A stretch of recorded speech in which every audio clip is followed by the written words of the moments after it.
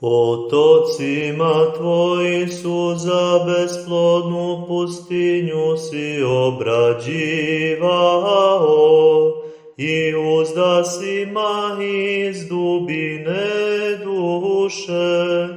Umnožio si velikim trudom svoje talante, bio si svećnjak svetu sijajući svojim čudesima, Pahomije, Oče naš, moli Hrista Boga, da spase duše naše.